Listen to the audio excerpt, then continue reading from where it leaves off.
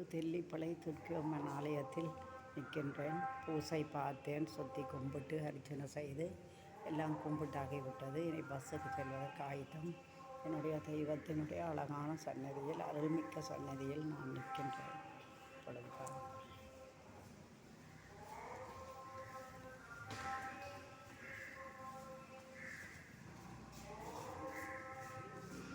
அற்புதமான அருள்மிக்க தாய் தான் துர்க்கையம்மன், தெல்லிப்பளை துர்க்கையம்மன் தாய்.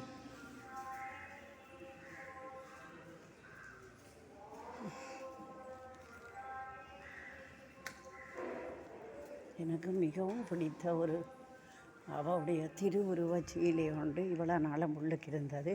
இப்பொழுது சற்று பழுதாகியதால் இப்பொழுது புதிதாக இன்னொன்று வைத்திருக்கிறார்கள்.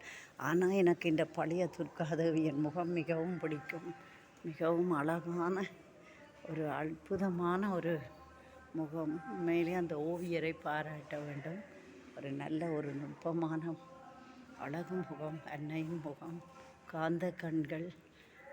அடிமையாகிவிட்டேன் என் தாய்க்கு நான் என்று நான் என் தாய்க்கு அடிமையாகினேனோ அன்று முதல் என்னுடைய துன்பங்களும் குறைந்து கொண்டு தான் வருகின்றன. கடவுளை எப்பொழுதும் நம்ப தொடங்கினேனோ அதற்கு பின் தான் என் வாழ்க்கையில் சிறிது ஒளி என்பது கிடைக்கிறது. கடவுளை மீறி எதுவும் இல்லை. கடவுளை மதிக்காதவர்களுக்கு வாழ்க்கையில் மூச்சியும் இல்லை. பணபலம், படபலம், பதவி பலம் என்று தம்மை மறந்து ஆட்டம் போடுபவர்கள் எல்லோரும் ஒரு நாளில் எல்லாருடைய கொட்டமும் அடங்கிவிடும். தெய்வத்தின் முன்னால் எல்லாமே தோற்று போய்விடும். இயற்கையின் சீற்றங்கள் இதைத்தான் நமக்கு எடுத்து காட்டுகின்றன. இப்பொழுது உள்வீதி முடிந்து வெளிவீதிக்கு வருகின்றேன். பிரமாண்டமான வெளிவீதி. ஏற்கனவேயும் பல பதிவுகள் நான் போட்டிருக்கின்றேன்.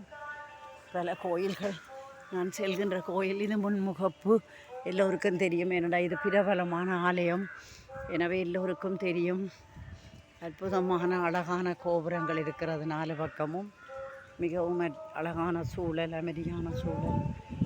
ஒரு ஆலயம் என்பதே அமைதியை தருகின்ற ஒரு இடம்தான். அந்த அமைதி இங்கே கிடைக்கும். ஆன்மாவின் பசி தீர்ப்பதற்கு இப்படியான ஆலயங்கள் அவசியம். ஒவ்வொருடைய வாழ்க்கையிலும் பலவிதமான துன்பங்கள், சோகங்கள், சுமைகள் இருக்கிறது. வாழ்க்கையில் மனிதன் என்றால் வாழ்க்கையில் எல்லாமே இருக்கிறது. இரண்டு பக்கம் போன்றது தான் இன்பமும் துன்பமும். இப்பொழுது இது நாகதம்பிரான், ராகுகேது வழிபாடுகள் செய்கின்ற இடம். இந்த இடம் எனக்கு மிகவும் பிடித்த ஒரு காராம்பசு. அவருக்கு நான் தான் முன்பு ஒரு மாலை வாங்கி போட்டேன். இப்பொழுது அந்த மாலையெல்லாம் நிறைத்து விட்டது. கண்டிப்பாக இந்த புத்தாண்டில் அழகான ஒரு மாலை நான் வாங்கி தர வேண்டும். தருவேன். நான் இந்த முறையில் மறந்துட்டேன். இல்லாட்டி இன்றைக்கே கொண்டு வந்து போட்டிருப்பேன். சரியா? இது இந்த கண்டுக்குட்டி, அழகான கண்டுக்குட்டி.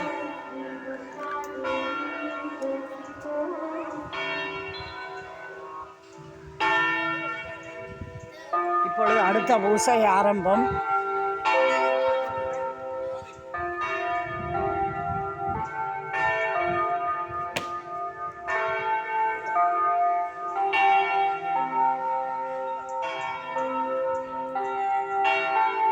அழகான பிரமாண்டமான காண்டாமணி ஒலித்து கொண்டிருக்கிறது. ஓம் சக்தி என்ற நாதம் ஒலிக்கின்றது.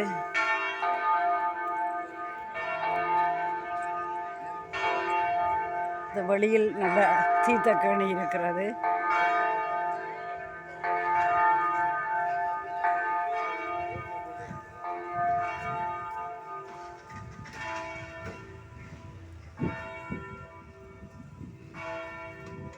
தான் துர்க்கையம்மனுடைய தீர்த்தக்கேணி.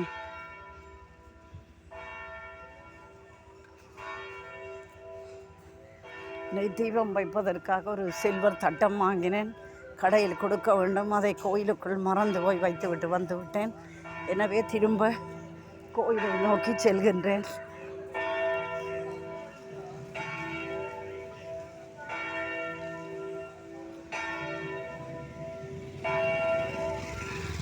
வணக்கம்.